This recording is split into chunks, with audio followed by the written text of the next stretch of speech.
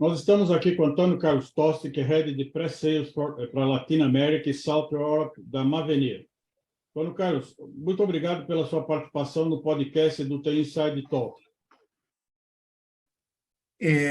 Boa tarde, muito boa tarde, Claudinei. Na verdade, eu que agradeço a oportunidade de estar aqui com você nesse fórum excelente. Tenho acompanhado algumas edições dele. Fico lisonjeado de estar aqui, já acompanhei grandes conteúdos aí, espero que seja um bom painel esse aqui, né? Eu estou na Mavenir há 5 anos, eu hoje sou diretor de vendas para o Brasil, pego as contas, algumas contas de Tier 1 no Brasil, já fui diretor de pré-vendas na Mavenir para o território, tenho um background, uma formação de engenheiro eletrônico, trabalhei muitos anos em TI, e muitos anos em rede, né? Especificamente, na operadora, eu trabalhei na Telefônica 6 anos em TI, 6 anos em rede. Então, eu acho que junta uma bagagem compartilhada, que é legal para o futuro, porque a gente está vendo nas redes de telecomunicações de hoje, é um movimento de transformá-las em assets de TI. Exatamente. A Mavenir é uma empresa relativamente nova, né? Ela foi criada em 2017 com foco no mercado de telecomunicações, né? Especialmente agora no mercado de 5G. Pode contar um pouco sobre os objetivos, os investimentos que a empresa fez para atuar nesse mercado de competitividade global? Não, claro que sim. A Mavenir, eu acho que a gente tem que começar dizendo que ela não é uma empresa tão nova assim. Na verdade, ela é um movimento de formação. A Mavenir foi composta pela fusão de alguns líderes de mercado de algum tempo atrás. Tá? A gente pode falar da Azura. A Azura era uma empresa líder em todo o segmento de SVA, dos famosos serviços de valor agregado. Tá? Aquelas plataformas de SMS, de MMS, de WAP Gateway. A Azura simplesmente a líder mundial desse setor, tá? Compôs a Mavenir, formação da Mavenir.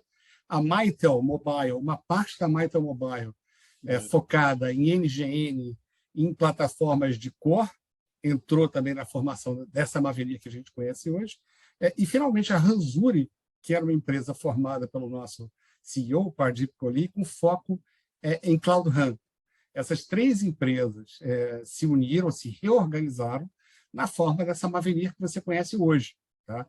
Que é uma empresa cuja missão, cujos valores são plataformas abertas, plataformas e serviços aderentes a padrões de mercado, que evitam lock-in de todas as formas, que rodem em qualquer cloud, em clouds híbridas, clouds públicas, clouds privadas, né? Enfim, que sejam soluções bastante automatizadas e em nuvem escala web. Tá? Então, a Mavenir ela já tem um tamanho bastante grande hoje. A gente está presente em 17 dos maiores Tiers 1 do mundo, tem mais de 250 clientes em mais de 120 países do mundo.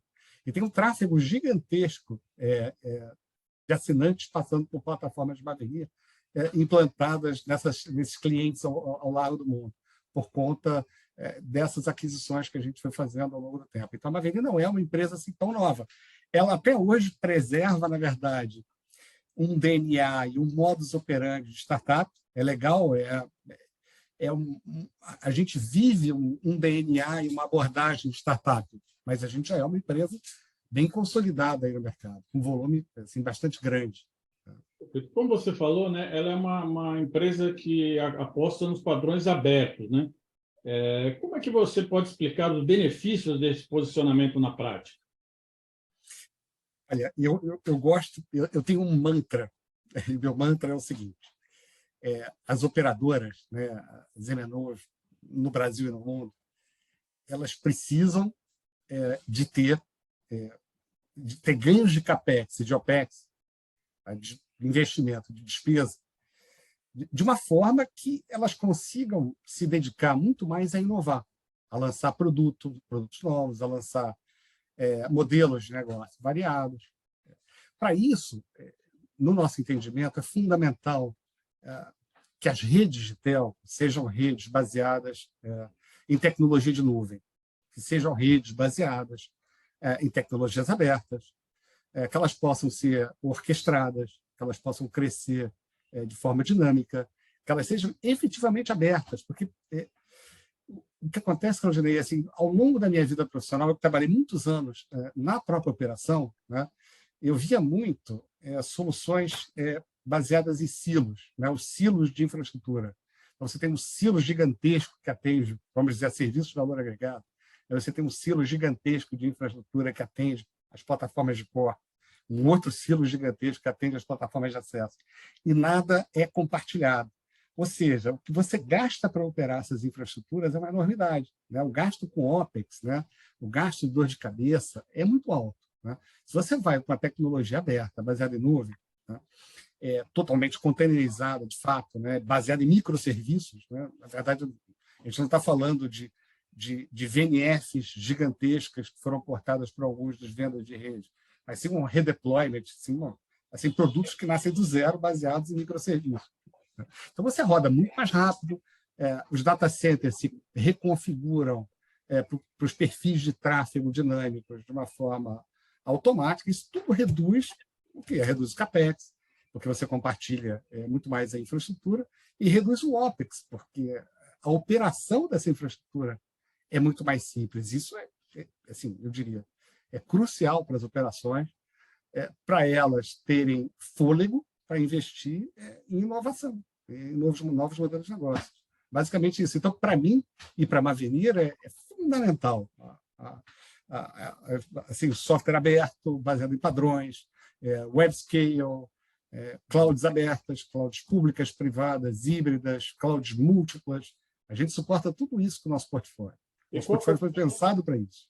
E como é que é esse portfólio, né? Quais são os principais produtos do seu portfólio, né? Que benefício que eles oferecem para os clientes, principalmente aqui no mercado brasileiro, agora que nós estamos com a implantação do 5G? Então, o portfólio da Mavenir ele é bastante grande e assim a gente faz às vezes apresentações de 1 hora só com o básico do portfólio, né? Mas vamos imaginar que se a gente está indo de baixo para cima, tá?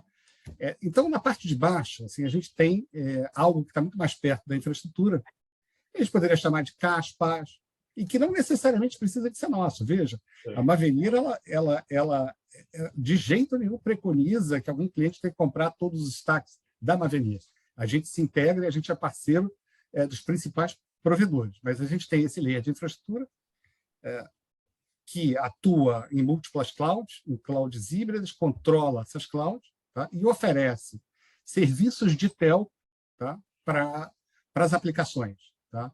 Aí as aplicações, eu acho que a gente pode citar como pilares principais o MavCore, que é a porção do portfólio da Mavenir, que é voltado às soluções de core de pacote, de core IMS. Se eu estiver falando alguma coisa também que seja um pouco técnico demais, fica à vontade, tá? Mas serviços, servidores de aplicação de voz e de vídeo, tá? Isso usa os serviços da camada de baixo.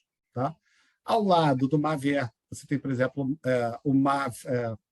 ao lado do MavCore, o MAVER, que é a solução da Mavenir de acesso, uma solução baseada em Open Run.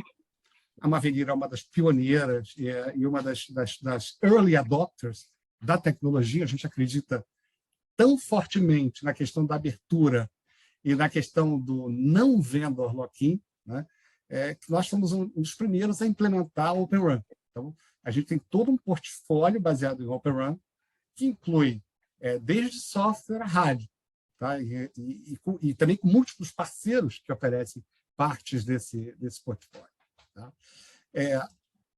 Outra parcela importante, outro componente importante do portfólio da Mavenir, a gente chama de MavEdge. Tá? É tudo relacionado à computação na ponta. Tá? São, na verdade, o mesmo core, mas o mesmo core de pacote, mas que roda também remoto, tá? Que oferece a possibilidade, por exemplo, de oferta de redes privadas. Tá?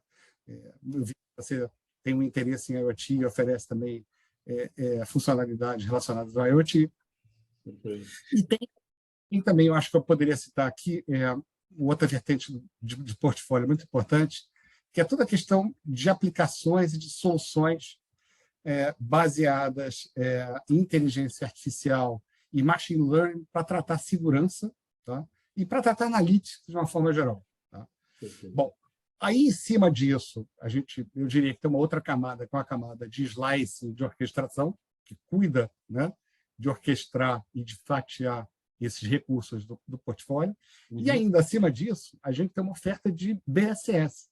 A gente tem um BSS totalmente inovador, totalmente baseado em microserviços, abordagem totalmente diferente da tradicional, que a gente implantou, por exemplo, na Rakuten, no Japão, e que é todo baseado em microserviços. Então, assim, é uma outra abordagem totalmente diferente, não precisa aquele exército de configuradores e de implementadores. Né? Você está basicamente lidando com microserviços, escalando os microserviços e configurando os microserviços para atender, seja, por exemplo, uma oferta, seja, por exemplo, um BSS orientado a uma MVNI, seja um segundo branding para uma operadora. Tá? Então, é um portfólio bastante compreensivo, ele é bastante grande. Bastante extenso. Bastante extenso. Isso. Com a sua experiência, né, como é que você vê as grandes operadoras de telecom na América Latina estão fazendo essa transição da rede nativa, da nuvem para operar totalmente virtualizada e totalmente containerizada, né? Quais são os principais diferenciais que essa solução vai trazer para o mercado? Bom, eu acho que isso, na verdade, é uma jornada, né? A gente sabe que não pode generalizar, mas assim, da minha experiência, o que eu vi foram alguns movimentos que aconteceram nos últimos tempos. Eu diria que talvez a primeira movimentação foram as empresas mais líderes do setor definindo a sua estratégia de clouds privadas, tá? Elas efetivamente criaram clouds privadas com ferramental privado deles, né, com soluções de software deles, ou selecionaram alguns componentes de software, fizeram o deployment disso, verificaram que isso é quente, que isso é bom, que isso é o futuro, que isso realmente salva a OPEX, salva a CAPEX, que é uma iniciativa crucial para permitir justamente assim novos modelos de negócio e novas fontes de revenue, passaram por um segundo momento, algumas delas, né, de transformar essa cloud, eu diria assim, que tinha um viés um pouco privado, numa cloud já bem mais focada em cloud pública, chama de uma web scale cloud, né? Que é permitir interoperação entre tudo que elas têm on-premises, né? Com, olha, ferramentas de nuvem, com transbordo de tráfego para outras clouds, com o envio de algumas workloads de rede para a cloud pública, e também fazendo uso na cloud privada de soluções mais abertas, mais padrão de mercado e menos específicas, né? E, de novo, isso tudo gerou muita receita e hoje, assim, isso é considerado, vamos dizer assim, iniciativa-chave na estratégia de crescimento das operadoras. E o 5G é cloud, né, Claudinei? Assim, na verdade, a gente sai de uma rede que tinha protocolos de telco assim, muito complicados, complexos, como Diameter, etc., e vai para HTTP2. O bus que trafega de serviços entre as network functions é HTTP2. Olha a mudança de paradigma. É outra história. Entendeu? É muito interessante. A Maveni também ela anunciou no começo do ano passado a disponibilidade comercial da sua Intelligent IoT Platform, né?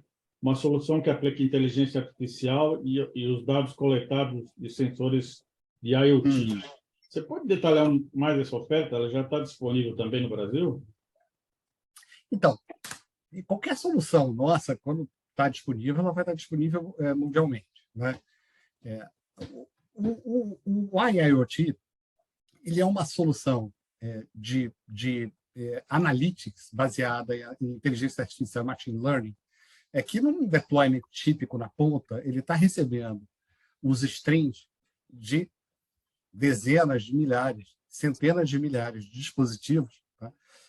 E promovendo uma leitura, né, promovendo uma orientação, vamos dizer, data mart desses dados, né, onde a inteligência artificial e o machine learning vão aprendendo e vão fornecendo ao dono daquela infraestrutura insights sobre seus sensores, por exemplo. Tá? Mas ela é parte componente de uma solução mais ampla, que é a solução de Edge da Mavenir, que tem uma plataforma realmente para rodar em Edge. Tem todo o core. Né? Você não lança uma plataforma dessas sem ter sensores ligados no acesso 5G, por exemplo. Não que todos os acessos tenham que ser 5G, mas você precisa de acesso, você precisa de outros componentes do lado. Né? Mas é uma solução bem bacana. Falando mais aqui do mercado brasileiro, né? Qual a estratégia da Mavenir para crescer aqui no mercado brasileiro? Né? Como é que está qual a estrutura que você está planejando para atender essa demanda aqui agora em relação ao mercado de 5G? Né? Quais os clientes que você já tem aqui no Brasil?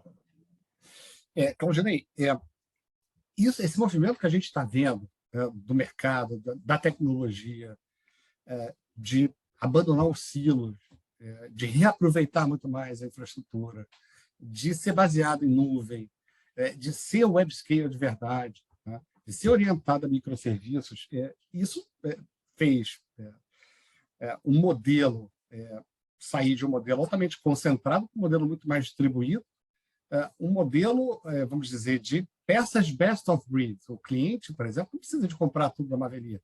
Tá?